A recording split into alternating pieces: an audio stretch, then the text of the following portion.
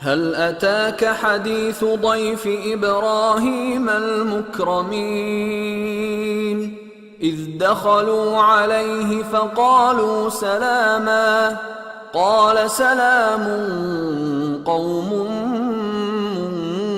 منكرون فراغ إلى أهله فجاء بعجل سمين فقربه إليهم قال ألا تأكلون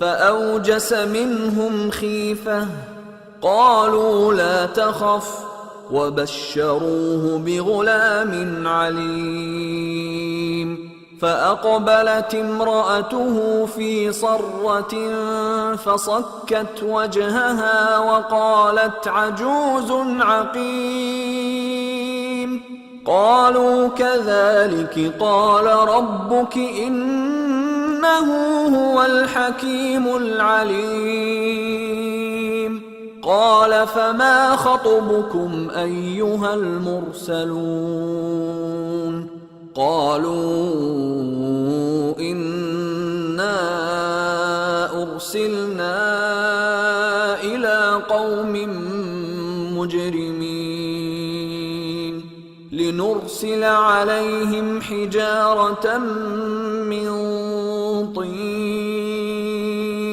مسومة عند ربك للمسرفين فأخرجنا من كان فيها من المؤمنين فما وجدنا فيها غير بيت من المسلمين وتركنا فيها آية للذين يخافون العذاب الأليم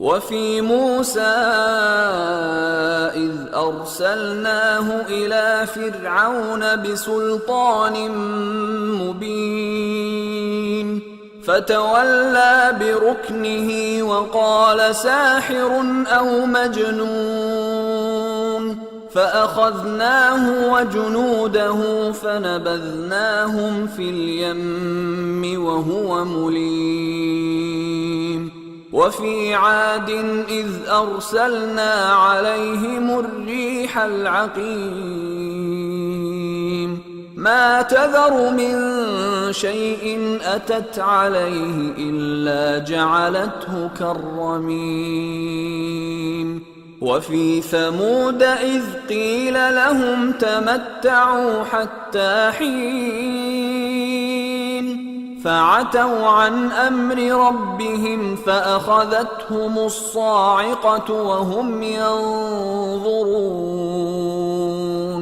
فما استطاعوا من قيام وما كانوا منتصرين وقوم نوح من قبل إنهم كانوا قوما فاسقين ए नबी, क्या तुम्हारे पास इब्राहिम के मुअज्जज मेहमानों की खबर पहुंची है? जब वो उनके पास आए तो सलाम कहा। उन्होंने भी जवाब में सलाम कहा। देखा तो ऐसे लोग कि न जान न पहचान। फिर वो अपने घर जाकर एक भुना हुआ मोटा बछड़ा लाए और खाने के लिए उनके आगे रख दिया। कहने लगे कि आप तनावुल क्यों नहीं फरमाते? और उनसे खौफ महसूस किया। उन्होंने कहा कि खौफ न कीजिए, और उनको एक दानिशमंद लड़के की बिशारत सुनाई। तो इब्राहिम की बीवी चिल्लाती आईं और अपना मुंह पीट कर कहने लगी कि एक तो मैं बुढ़िया, ऊपर से बांझ। उन्होंने कहा तुम्हारे परवरदिगार ने यूं ही फरमाया है, वो बेशक साहिब हिकमत है, खबरदार है। इब्राहिम ने कहा कि फरिश्तों, अब तुम्हारा असल काम क्या है? उन्होंने कहा कि हम गुनाहगारों की तरफ भेजे गए हैं ताकि उन पर गारे की पथरियां बरसाएं, जिन पर हद से बढ़ जाने वालों के लिए तुम्हारे परवरदिगार के यहां से निशान कर दिए गए हैं। बस वहां जितने मोमिन थे उनको हमने निकाल लिया। फिर उस बस्ती में हमने एक घर के सिवा मुसलमानों का कोई घर न पाया, और जो लोग अजाब अलीम से डरते हैं उनके लिए हमने वहां निशानी छोड़ दी।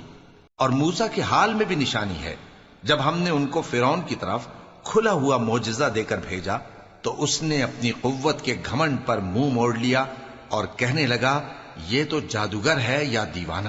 تو ہم نے اس کو اور اس کے لشکروں کو پکڑ لیا اور ان کو سمندر میں پھینک دیا، اور وہ کام ہی قابل ملامت کرتا تھا۔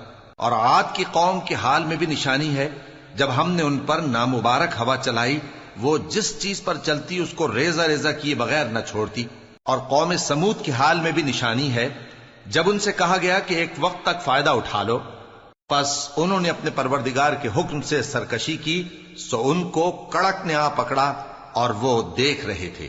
پھر وہ نہ تو کھڑے رہنے کی طاقت رکھتے تھے اور نہ مقابلہ کر سکتے تھے، اور اس سے پہلے ہم نوح کی قوم کو ہلاک کر چکے تھے، بے شک وہ نافرمان لوگ تھے۔